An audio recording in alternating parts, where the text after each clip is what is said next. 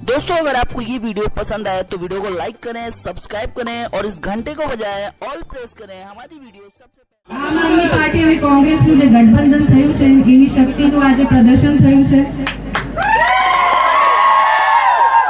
અને આગામી જે પણ કાર્ય કરવાનું છે એ અમે ભેગા મળીને કરીશું। જય જોહાર, ધન્યવાદ।